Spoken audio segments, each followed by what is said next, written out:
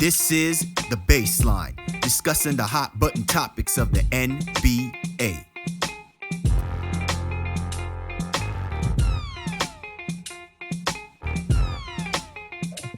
Welcome, everybody. You're tuned to The Baseline. Callie Warren Shaw discussing the hot button topics of the NBA. Just because a championship has been awarded to a team doesn't mean the NBA still ain't got no steam. We are fresh, direct into the offseason, and the NBA just does not disappoint with all of the news and all the things that are happening. I mean, can't even let a damn team celebrate, bask in the glory of its own greatness. We already got to be focusing our attention to all of the havoc and the chaos. And my man Shaw is with me, you know, brother from another mother, www.shawsports.net, Big Kahuna PNC. Bro, I mean, can we breathe? Can we inhale? You know what I'm saying? What do they call that in grandeur? Can we inhale in the grandeur? You know what I'm saying? It's been 10 years since 15 years. It's been 15 years since, you know, the Celtics have been able to sniff victory. And already the rest of the NBA is like, yeah, enough of that, all that noise and stuff like that. Let's go into, you know what I'm saying, extinct level chaos, you know what I'm saying, things happening in the association. It's nuts, bro. Yeah, no doubt, brother. Yeah, it's really interesting, I think, for me to watch and see how everything is going, because everyone's like, oh, you know, F those Celtics. We don't care about that. But the rules changed this year. This is the first year that they moved things up for teams to be able to negotiate with their own free agents basically right after the NBA Finals. So it almost became like kind of like how I always say in football, like kind of like a Black Monday. All right, it's over now. Let's get back to business. So the rest of the league starts kind of like doing stuff all immediately. Nothing more bigger than obviously what will be the main topic of our conversation when we bring in a very special guest, you know, to kind of talk about one of the coaching hires. But other coaching moves have been happening. Player stuff has been happening. It's been a really, really wild situation going on here. So exciting times in the NBA as always, brother. And hey, I have you to kind of kick through the news and notes with, as always, here on The Baseline. Yeah, absolutely. And by the way, this ain't no special guest. This is a legend. This is the OG. Yeah, you're right. It's the OG. We're not basking, you know, putting people on any kind of surprise notice, man. If y'all know how the Baseline rolls have been rolling with us, you know, one of our peoples, one of our founding brothers who've been always down with us since day one, especially doing the show, and he's always doing bigger and better things. And obviously the big news of topic is in regards to the Los Angeles Lakers, which we'll get into a little bit. We got our man, you know what I'm saying? Our resident, you know what I'm saying, Los Angelan. You know what I'm saying, fortified Lake. I mean, he would probably be, you know what I'm saying, the king of Lala if there were for Jack Nicholson and LeBron James. But our man Jabari Davis will be joining us in a little bit to talk about, you know, the hiring of JJ Redick and the state of affairs of what he is now going to have on his lap and where the Lakers organization are going to be moving forward after this hire. So a lot to get into. And as always, you know, like I tell my peoples, man, we appreciate those who've been tuning in to us. Get at my man Shaw, at Shaw Sports NBA. Get at me at Game Face Leader. Show's Twitter handle, NBA Baseline, available on all the major platforms. Go to www.thebaselinenba.com to check out not just our show, but also all of the other episodes that we've got going on the Baseline. And then also go to www.19mediagroup.com. If you're catching us on the YouTube channel and you see the blue and white logo, that means you know that the 19 Media Group be running these content streets. And as always, we encourage you to go to that website so you can check out not only us, but also the family of great content creators that we have got going on, part of the 19 Media Group family. So definitely go and hit them up and open your ears to some great content being created. With that being said, Shaw, let's run right through the news and notes that's going on, because obviously we're chomping at the bit to get our man Jabari on to talk about what's going on with the Los Angeles Lakers. But listen, man, the NBA storyline doesn't sleep. And already moves have been made. One of the more notable ones, and actually I found it to be very curious. This could be one of those sneaky ones, you know what I'm saying, that we may not be talking about because it happened so early, like immediately after the NBA Finals. But the Oklahoma City Thunder trading to get Alex Caruso to the Thunder, a trade moving Josh Giddey to the Chicago Bulls. I don't know if I'm necessarily surprised by this move. I actually think that this is actually a pretty good move if you're the Oklahoma City Thunder, will we be talking about this move, as being one of the more underappreciated or underrated moves that'll take place in this offseason, minus what's going on with free agency, if this obviously yields success for the Oklahoma City Thunder? I think people who know, right? They know this was a great move for OKC. It opens up so many things for them. They retain, all the draft equity and capital that they had without having to give that up. And I can probably theorize as to why that happened. Not necessarily that they snuffed the Bulls, so to speak, or got one over. But Giddey being 21, rookie scale contract, there's a lot of upside there too, where they probably felt like, hey, we don't necessarily need to give draft equity. But Caruso is a guy who obviously would fit on a lot of teams. I think I've heard a lot of comparisons already. Like, this is OKC's version of Derek White, and I don't think it's an exact comp. I think Derek White's a lot more versatile offensively than Caruso is, but Caruso has become a very competent three-point shooter, in addition to what he does in terms of defense and all the intangibles as well too, as a team connector. So I think for OKC, they got exactly what they needed. Again, allows them to open up some other things. Don't know if they need to keep Lou Dort or move him on to maybe to fill, get like a true power forward. Those are some of the rumblings and rumors coming on, or they just run with this roster and keep it pushing. But OKC is in a great position. Sam Presti continues to be one of the great GMs in the NBA. And a little tidbit for you, I was actually on the phone with our special guest up to come here, Jabari, when the announcement happened, and he just said, him as a Laker fan, he was like, this is not what I want to see OKC getting better in the Western Conference. Yeah, absolutely. I think this is an awesome move by the Oklahoma City Thunder.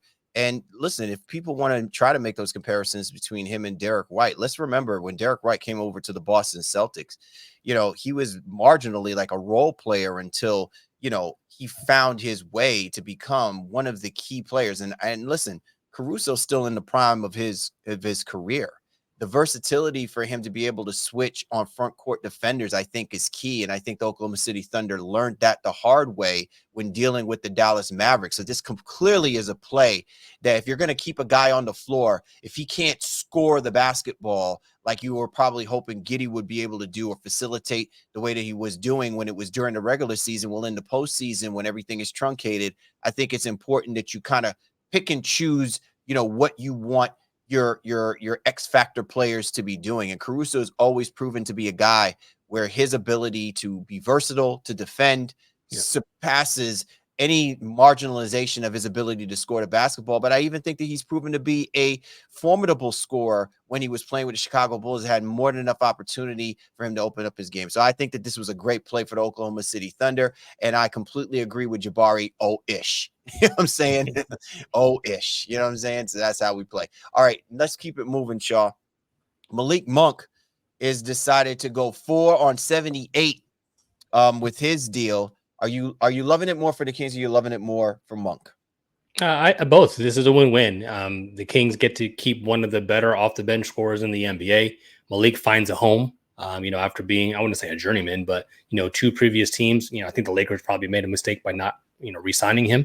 And now he is going to be there in Sacramento for the long haul. And I think he took a little less money. I don't think this is the full amount of money he could have actually gotten here. So I love this for both of those guys. And Malik Monk continues to rain points off the bench in a potent Sacramento offense. Yeah, he's going to have more than enough opportunities, and it's probably a safer play as well too, because it looks like with what's going on with De'Aaron Fox and the Kings, you need a security blanket. Not saying that he's taking over Fox's role or anything like that, but I think making sure that you secure everything possible to make sure that your focus and attention is extending your star, keeping your star, because you're eventually going to deliver the super max.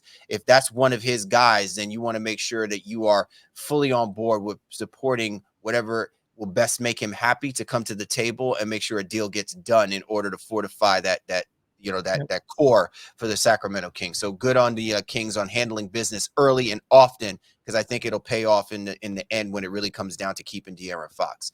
All right, let's keep things moving, Shaw. Pascal Siakam, 4-year, 189, Indiana Pacers, no doubt. Yeah, good for him. Siakam in a great position to stay with this organization that traded for him, and gives him some flexibility. I think even into the latter part of his career, but gets to see what this team can do, on the peripheries here right now as they made the Eastern Conference Finals. So the Pacers weren't making this deal with, I guess, the handshake wink agreement that Siakam would ultimately come back. And now we get the news that, hey, we're at that stage. So I'm excited for Siakam. I'm excited for the Pacers here. And I think, again, that allows them to be ultra competitive. And when they get Mathurin back as well, too, this Pacer team is going to continue to be dangerous in the Eastern Conference. I think that's going to be the key, Shaw. I think whatever version of Benedict Mathurin comes in, I think is going to go a long way in how this money stretches for the Indiana Pacers. Look, we can have this conversation later on in the year when we start doing our previews for this team. I think that this core works. I think Siakam being with the Pacers work. The only problem that I have is that this type of money that you're giving, you are certifying Pascal Siakam to be like that 1B, you know what I'm saying, 2A player, right? I'm still on the fence about that aspect of it. I think it comes easy with the type of team that the Indiana Pacers have, right? So, like, to me, it's an interesting sign. It's definitely necessary and needed. I'm just worrying about how the dynamic plays because of the amount of money being given, the extension, and what the optics look like. Yeah, well, it's a valid question. I think with him as a number 2, maybe sometimes number 3, depending if Miles Turner or Mathurin are hot that night. But what Siakam does give you is playmaking, rebounding, and scoring. At a very, very high level. Especially if he's not the one that the defenses are focusing on. So I like this deal for Indiana. Absolutely. All right, Scottie Barnes. He's definitely a Raptor. I can't do the dinosaur thing, but 5-year up to 270. We kind of knew that this was coming. The commitment was there, and now he's all in, right? Or at least for the first, first 5 years. Is there an opt out in his 5? Or no? The full deal won't be reported until July 6th, so we won't know all of that. But I'm sure it's probably the full max. 5 years. It's up to 270 with incentives. Him making this, him doing that, or with KCB, all stars, all NBAs, et cetera, et cetera. So the Raptors after that, what I'm saying. Yeah, but either way, Scottie Barnes is going to be very comfortable, in Toronto. He's not going to have to worry about, money for sure. Absolutely. All right. So, and it's a great play. So there's no arguments with that. All right, let's go ahead and focus our attention on the coaches, Shaw. Chris Finch, 4-year extension to be the head coach for the Minnesota Timberwolves. Duh.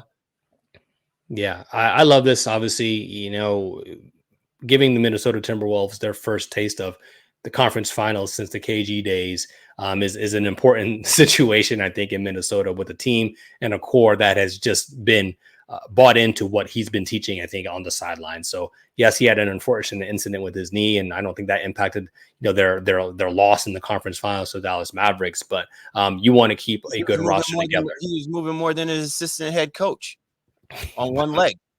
He's in his seat for a reason. And I think it's this assistant head coach is getting tapped for potential coaching jobs here now as well too. But Finch is the guy.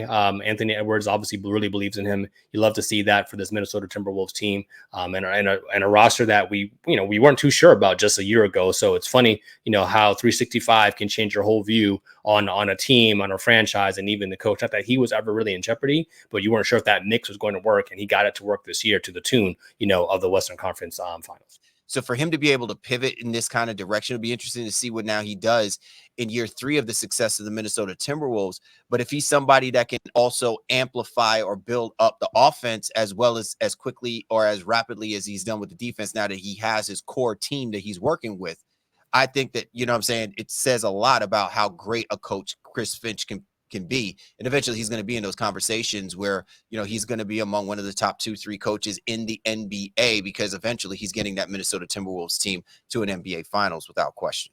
Yes, sir. Yes, sir. All right. So a couple of other interesting news and notes in the coaching sphere of the NBA. I'm sure people have already seen this one, blindsided by this one. Monty Williams getting axed in Detroit. What, 1 year removed from a 4-year, $80 million deal, I believe? Was that what it was? Life comes at you fast, brother. Life comes at you fast. So, yeah, Monty Williams out of there. They uphauled their front office. Trajan Langdon's now in, I think, as the president, and Troy Weaver's moved on. He's going to be a consultant in Washington now or whatever. But the Monty Williams thing, listen, I guess they didn't want to wallow in a mistake that they felt they made, and maybe he wasn't reaching the players rather. We had the whole, Jaden Ivey situation from this past year. Like, it was just really weird vibes there. And while we have all liked and praised Monty in the past, the way he ended Phoenix, maybe got a raw deal. But his 1 year tenure, if you will, in Detroit was tumultuous to say the least. So I mean, I'm sad for him in that regard. I think he can go somewhere and be a lead assistant, maybe the Celtics, as they lose Charles Lee. And Monty's going to continue to get quite a bit of a change here, even though he's been excommunicated from Detroit.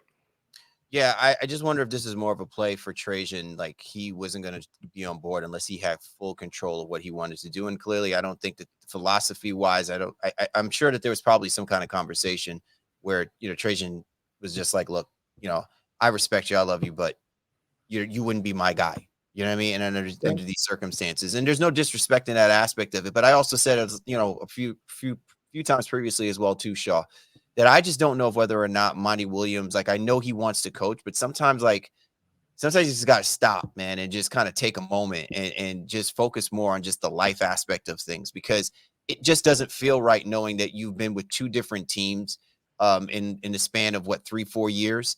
And in those two different teams, your coaching career has been abruptly cut short. Whether it's because of, a bad, stretch of games or something else that is taking place, within the locker room, within the culture, it's just emanating, wrong. So it'll be interesting to see what happens moving forward. I hope he, lands, safely. Certainly he's going to land softly with a lot of green underneath his belt. But yeah. Finally, Shaw, Kenny Atkinson, he's been hired by the Cleveland Cavaliers. About damn time. So, like, Kenny Atkinson deserves to be a head coach in the NBA. I don't know why it took so freaking long. Well, Kenny Atkinson took so long. Remember, he reneged, on an offer. I think that was a Charlotte job a couple of years ago. I would have reneged on that too. But he's obviously a viable candidate. Him and Borrego have just been, circling the waters, waiting for their next opportunity. Cleveland allows him an opportunity here now, and next thing order of business will be obviously re-signing Donovan Mitchell, then what happens with Darius Garland, et cetera, et cetera. But I wouldn't imagine Kenny Atkinson's going to a situation if there's doubt that Donovan Mitchell is going to be the corner piece of that franchise. So good on him. Good for Cleveland. Get a competent coach who's ready to jump back into the ranks here after being on the sidelines with Steve Kerr for the last few seasons.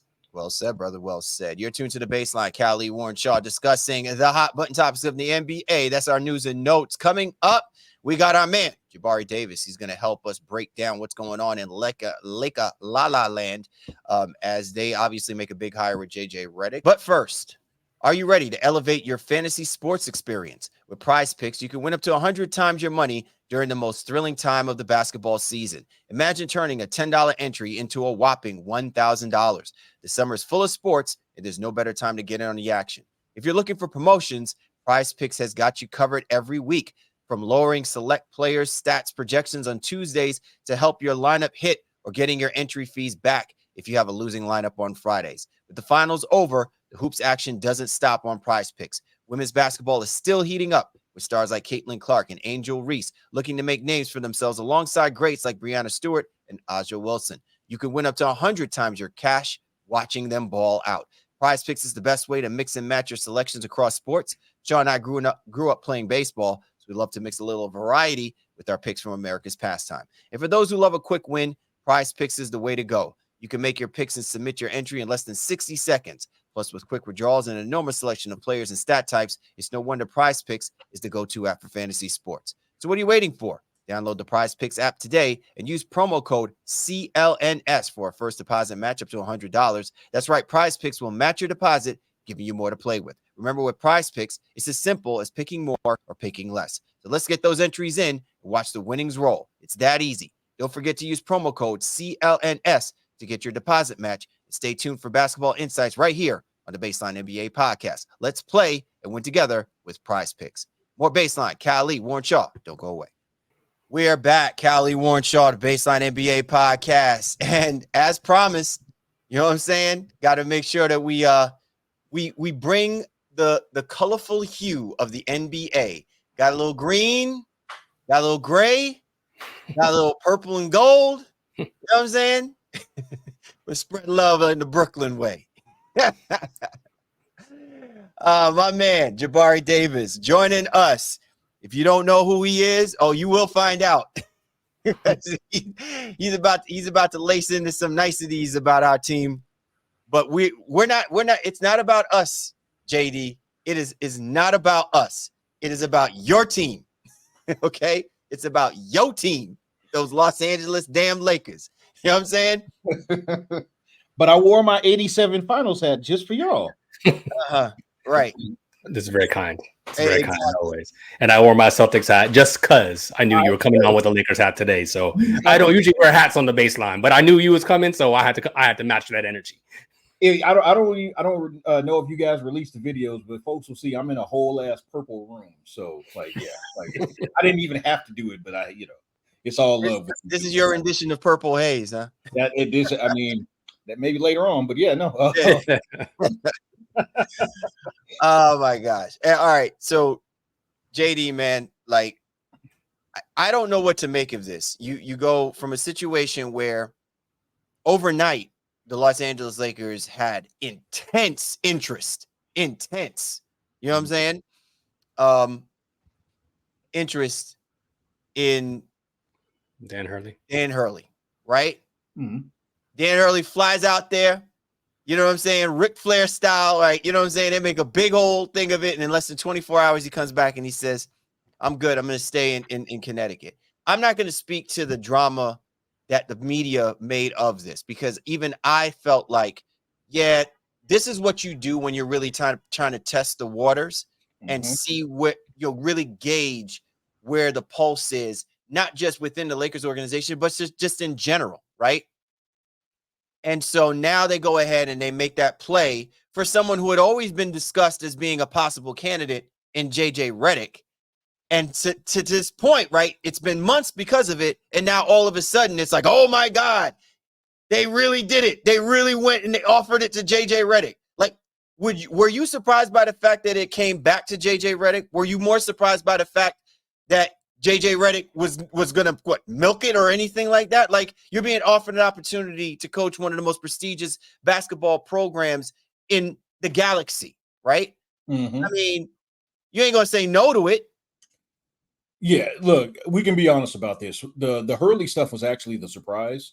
When I heard that, Redick was a candidate, at the start, I was like, yeah, it makes sense. I mean,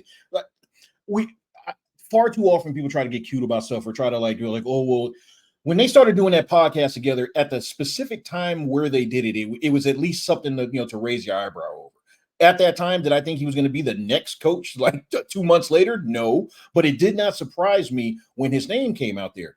The Hurley stuff felt like a smokescreen simply because the main candidate had been JJ the entire time. And quite frankly, they couldn't announce it while he was covering the finals like that. Y'all know the league, it may not be Stern's league anymore, but it's still a league that's not going to want you to overshadow a major event like that, especially with a historic franchise like Boston getting ready to get 18. You know what I'm saying? But only the Los Angeles Lakers can push it right up so close to the edge.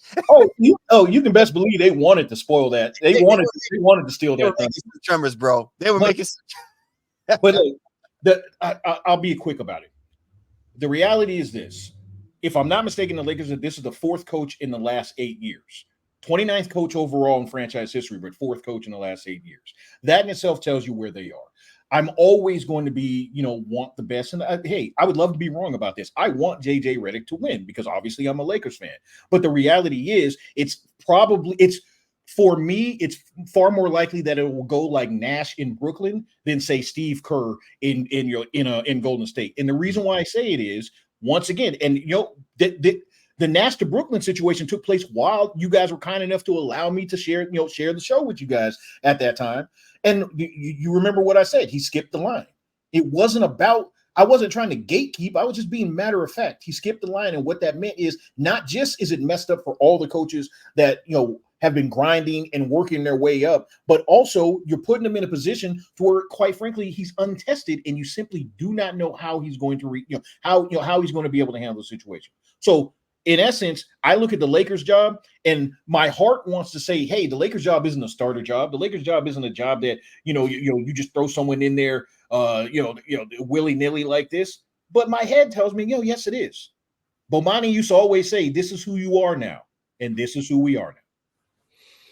Jabbar, let me ask you this question, because obviously the Hurley stuff was out there, but they've interviewed multiple candidates. Borrego was rumored to it. I think Sam Cassell might have, sniffed around. I don't know if he had an actual interview, and name your coaches. Is Lakers Nation in essence disappointed in that aspect? Because like you said, I don't believe that it is a starter job with all the pressure on there. And Pelinka and JJ came out and said as much. It's like, hey, and we're gonna gamify, learning, and like they're gonna take all these new approaches to what is a mixed roster. So like we can get into some of that, I guess, a little bit later on. But the aspect of the candidacy in general, I don't think the Hurley stuff was ever really real, but that's just me.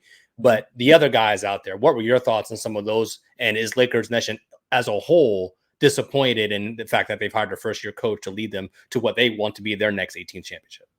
I mean, look, and when I say this, I'm actually not being funny.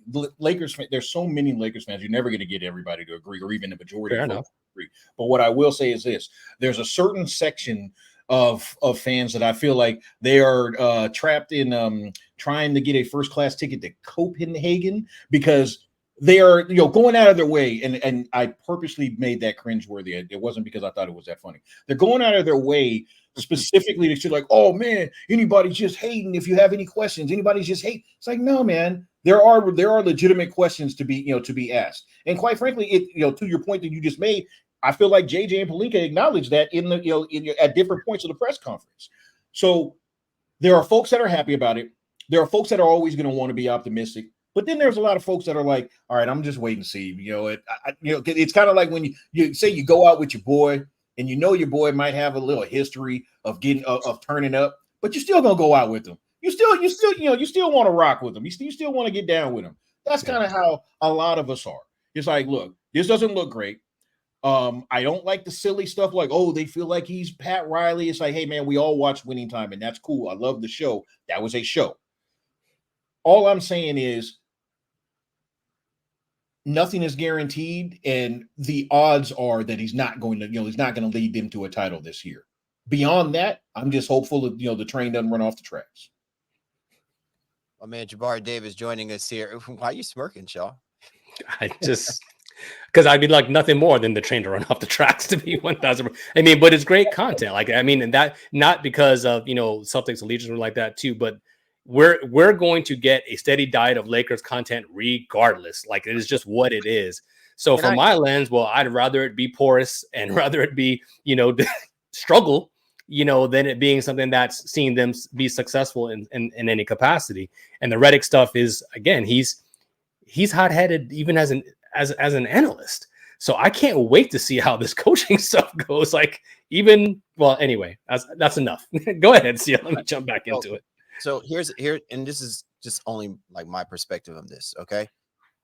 I believe that the Lakers, this is not a level of desperation. I think this is calculated. I think the Lakers are reaching back to a time where there was substance in what the head coach represented for the Los Angeles Lakers. Right. And right about now, all of the guys that you mentioned, Shaw, that were possible candidates may have the X's and O's aspect of it, but the demeanor and the way that they come off, I don't think fits the profile of what the Lakers, I think, want to see again. I think they want to believe in the Pat Riley era. Hell, they want to believe in the D'Antoni era, because even D'Antoni, I'm not saying that he was Pat Riley. I'm saying there is that aspect of it, whether it's in the style of basketball being played or the style of how the coach presents himself to the media and to the rest of the NBA in its entirety as a representation of what the Los Angeles Lakers are. And to me, I think the bigger question is, what era of the Lakers are we now entering in with JJ Redick in front of it? But what I'm saying is I feel like this is now, it's part of what you saw from JJ Redick in the way that he, kind of pronounced himself to the media and everything like that.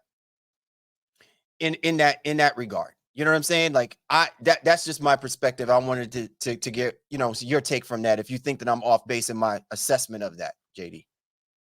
No, I don't think you're off it at all. Like, look, the Lakers always are going to swing for the fences. You are usually going to swing for the fences. It's been that way since the Buss family took over. And I recognize that. And to be clear, once again, I would love to be wrong. I would love for JJ to, like slide into that spot and honestly be sitting there coaching right across from Joe Mazzulla next June. I would love that.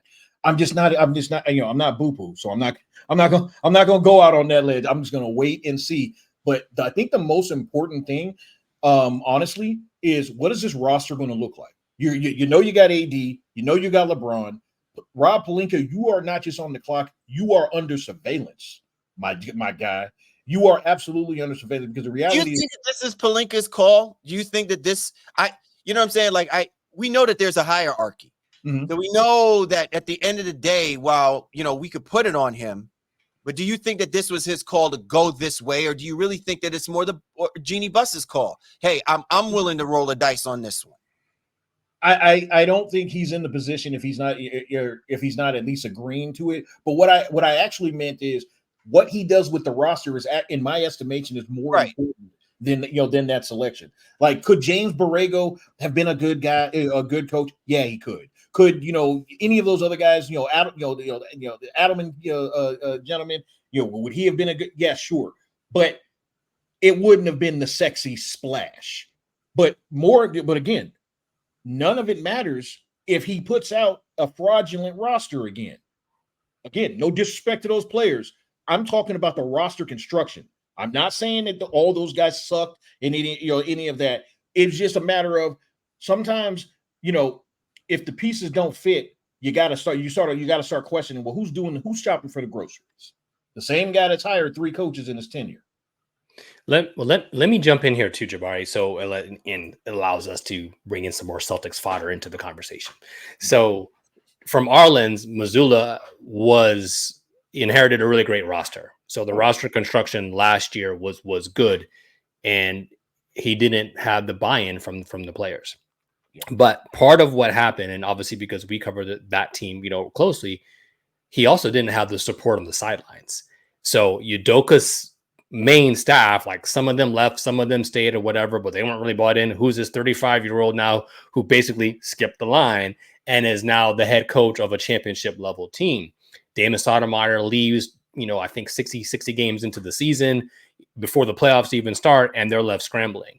The first thing the Celtics do after the season ends last year, hey, Charles Lee, come on over here. Hey, Sam Cassell, come on over here. They even got Phil Pressey, a former player, to bolster the sideline. Then they got, Van Gundy to come in as a consultant.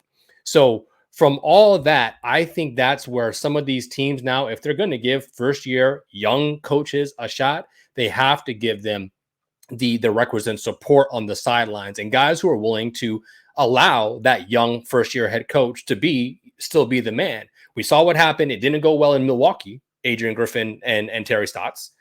And maybe that's more Griffin's fault than Stotts' fault, whoever you decide to believe. But that's what I think the Lakers ultimately need to do here now is, like, can they get a top-level assistance to bolster that bench? And the Celtics were like, well, let's go ahead and safeguard this because Cassell, while he was interested in that Laker job, with Charles Lee moving to Charlotte, they're like, no, Sam, you're going to be elevated here now to our lead assistant. And so, like, somebody like that comes off the board. But are there guys out there that you would like to see them bolster? Like, and we need to talk about the roster as well, too. But the support around JJ is going to be just as important. Are there guys out there who you love to see potentially get into that role alongside Redick on the sidelines? Guys with experience, guys with honestly, like, I don't care about a name, just guys with experience and an understanding of not just how to manage a roster, but how to manage a team. Because this is the thing, like my reservations aren't because I'm like, oh, JJ doesn't know anything. Like, you had people saying like they hired a podcaster, like that stuff's cute. JJ Redick knows more about like the NBA than that's oversimplification like a mug, right? all of it. Yeah. But the question is fair to say, do you know how to lead men? Do you know how to get in there and say, hey, LeBron, this is what's up. Hey, AD, this is what I need from you. Hey, Reeves or whoever else is left, when we get around to the regular season, this is what I need from you. That's actually what I think is I'm agreeing with you. I the roster is important, but the roster that's supporting JJ and inexperienced by his own admission, gentlemen, is equally as important. So I appreciate you making that distinction, because it is. One other thing I think that was important too, because you had mentioned Steve Kerr earlier before, Jabari, is you remember Steve Kerr had experience with roster construction, right, with the front office, which I don't think people, who truly understand, like, listen, maybe you don't directly start up that whatever that hierarchy is, or what that track is to coaching, right? But maybe you find an alternate route that gets you in line with the same thing, because you're intersecting with other parts or other dynamics of the organization that is instrumental to your success, even at that level. And I think, to me, that's what's going to be interesting to see here, not just even from the assistant coaches, Shaw, but also the players and the roster of players who I think is going to come on board buying into what JJ Redick wants to see from the team. Like, that's going to be so incumbent upon Pelinka, and also from the assistant head coaches. Because remember, this is the one thing too, and I'm not trying to blow up and make much of a whole thing about this, but JJ Redick has made comments via his podcast, via his analyst role. He has spoken and been critical of certain players. Those same players also are part of that brotherhood in the NBA. And I think at times, if you are going to be considered and taken seriously, how you come across against the guys that you now have to coach speaks volumes to the kind of moves that Pelinka will be able to make, if the intent is to better this roster, to improve this roster, to make this, as he says, a championship level roster. Because there's nothing worse than saying, I'm coming on board, but I'm not coming on board because I buy into what JJ Redick is. I'm coming on board because Pelinka paying me money. And if you're playing with LeBron James and AD, those are the guys you don't want on that roster. So that makes it slim pickings for a guy like JJ Redick, given what he's done over the last couple of years. And I'm not using it to slight him. I'm just saying that is a real thing that has to be factored and weighed in taking the viability, why it's important to get surrounded success around him. Oh, and sorry, Warren, I'll just let me piggyback that. It's extremely important. Like, we can be real about it. JJ Redick had all defense, the votes this year. He didn't even put AD on his top two teams. Now, look, y'all know I'll play the bias role at times, but I'm sorry, that was crazy. AD was spectacular last year. Absolutely. Like if you're just looking at the stats and saying, like, oh, well, the Lakers defense wasn't great, and you're not taking into account all that he was covering for you, including our leader. Honestly, you're not doing it right in my estimation. But it is funny that like the pivot, because it was after the press conference during an interview yesterday. He said, well, AD's a top 5 guy. Part of me is like, I'm not saying he has to go and kiss AD's behind or anything like that, but how he is perceived and how he is accepted from the players is extremely important. So I agree with you guys. Well, part of the conference I already touched on in terms of, how he wants to connect to the young and the veteran guys here. But I think this would be, an apropos opportunity to play a little clip. It's about 2 minutes longest or so, where he talks about how he wants to utilize AD and LeBron specifically. I think he starts off, talking about Austin Reeves first. But let's get that, and then Jabari, I kind of want to hear your take after that. All right. With any player, Anthony Davis, LeBron James, Austin Reeves, any player on the roster, I can have a vision for how I want to use them, but there has to be buy-in and collaboration, right? So I can sit up here and tell you how I would like for them to play, but if there's no buy-in, then it doesn't really matter. So I think part of the next 2 months, and I know those guys are going to be busy with Team USA, part of the next 2 months is just having conversations. And Anthony and I already had a conversation a week ago about some ideas, both offensively and defensively. And I think both of us felt really comfortable going forward with that sort of as the base starting point of how he's going to play on this team. And one of the things I brought up with him is just the idea of him as a hub. There's a bunch of guys at the 5 position in the NBA that sort of operate in that way, and I don't know that he's been used in that way and sort of maximize all of his abilities. So that's a simple thing with him. With LeBron, look, you have to certainly get buy-in and talk to him about how he wants to play. Him and I have joked about this, but like he shot over 40% from 3 this year. Like I want him shooting threes. He's going to have his 3 or 4 bursts every game where he gets out in transition and does things that no one at his age should ever be able to do, but he does it. It's really just figuring out in the half court, putting him in different spots, both as a scorer and a facilitator. That'll be part of the conversation over the next couple months. I'm sorry, Sean. Real quick. JD, you know what that was? You know what that word salad was? I had a conversation with AD last week, and AD told me, damn it, man, I'm not playing the 5 next year. Back to the 4. It was interesting how he slid that in there. There's plenty of 5s out there, but then then you hear the rumors that they're looking at Jonas Valanciunas and other centers as well, which they should. Like, let's be real.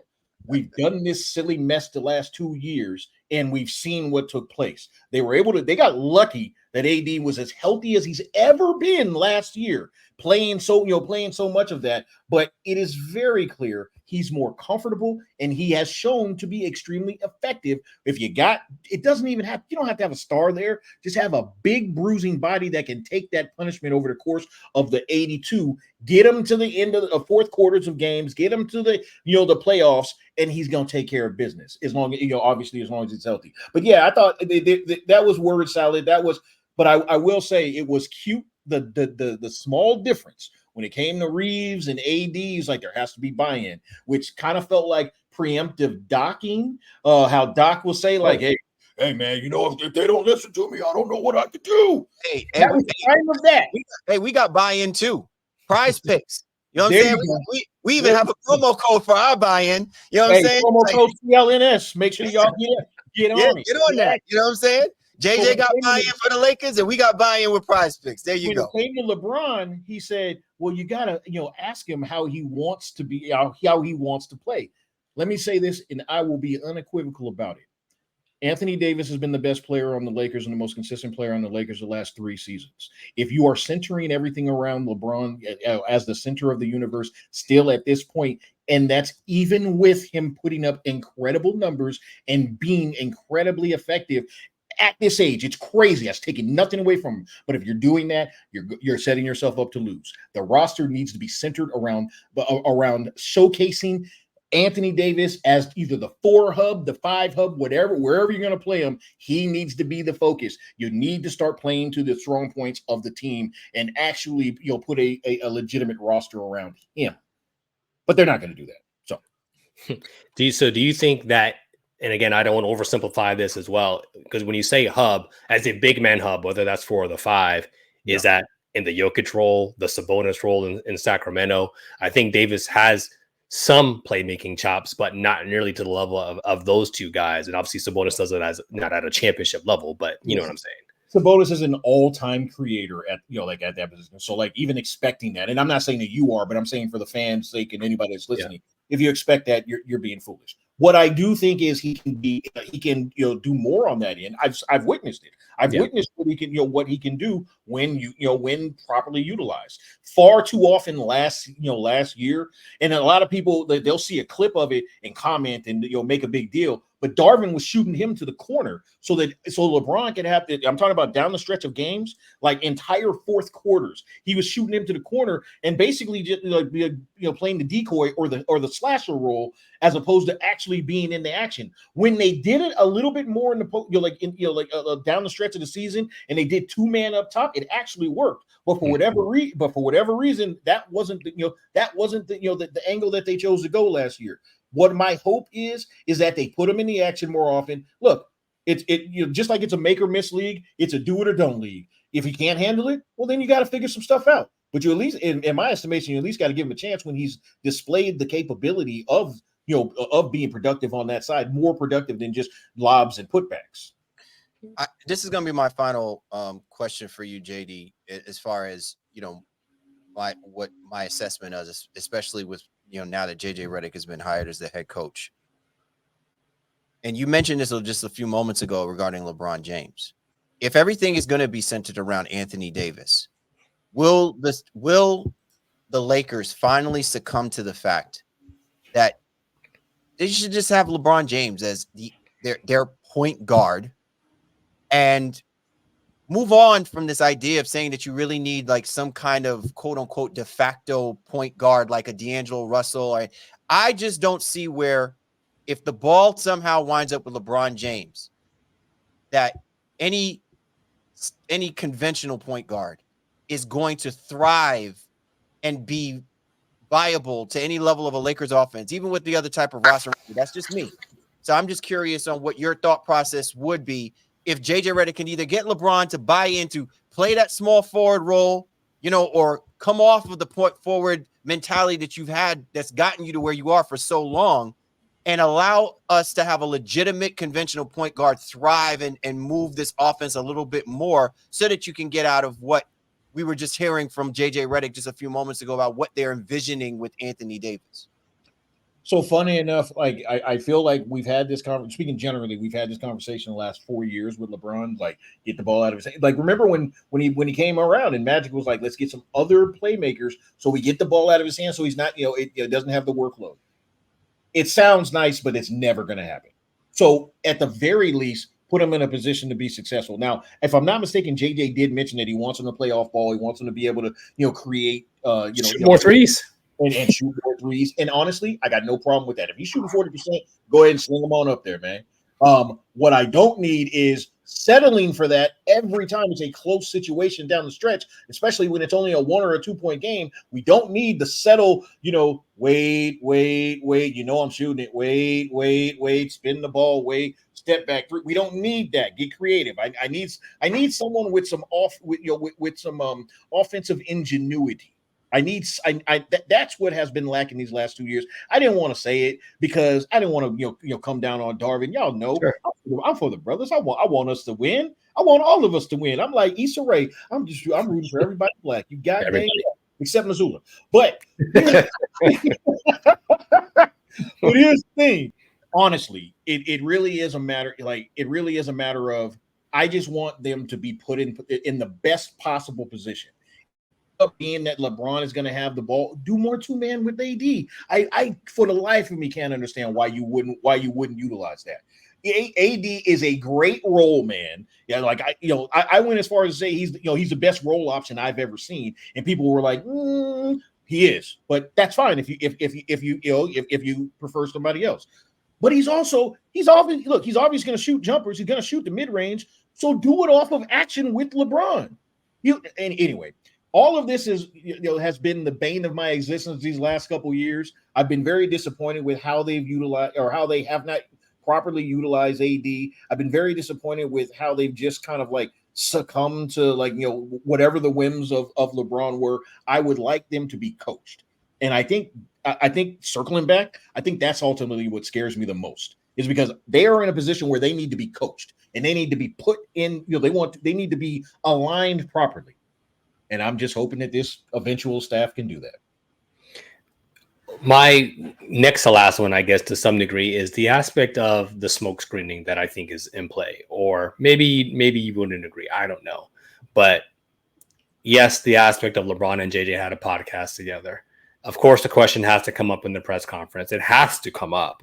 Yeah. And Pelinka and JJ go out of their way to say, well, AD was involved in the process, involved in JJ being selected, while LeBron was supportive. LeBron went out of his way to not be involved. I don't know that you can have a LeBron James-led team and that be true. And I guess what I'm not concerned, but what I'm over is, why are we still pretending like that like what are we getting out of that? I think it looks worse that it's like, well, he didn't want to be involved because he had a podcast with them. It's not collusion. Like, hey, you wanted your boy to coach a team, then so be it. But I think it's always the right of first refusal, or like, hey, I didn't really have anything to do with that I think LeBron James and his camp tries to fall back on, despite his greatness and all that. No one's taking anything away there. But that aspect of him has always kind of like rubbed me a little bit wrong. So, all right. So I don't want to come across as though I'm hating on LeBron, because actually, I mean, y'all know I've come full circle on that man's career. Sure. I stopped hating back in 2013 when I said, you know what? Why am I hating on this man? Why am I hating on this man? This man is incredible. Love. That's all it was. But I will tell you this. That stuff bothers me as well. Bruh, shut your ass up. And sorry if you got to bleep this. Shut your ass up. You know damn well you were a part of that conversation. You know damn well they don't make that move without that without your blessing. Straight out blessing. In fact, we don't have to BS about this. Maybe they included AD, but yes, they included LeBron. Stop. Well, thank you. I mean, and that's what I'm saying. Just we don't have to, p-foot around it, right? Like we know what's going on here. So, and I think a person of his ilk, that's okay at this stage of his career. Like he's earned that. He's earned the right to have influence on who's coaching him. When they're trying to, and when in the latter and twilight of his career, especially as he's trying to seek only championship at this stage. And to me, that comes across as a little bit just inauthentic in a lot of ways. Well, my final one, real quick, before CL, you jump back in. No, I'm not gonna. I was just basically saying, I think that's what happens when you have you have so many hands in so many different pots.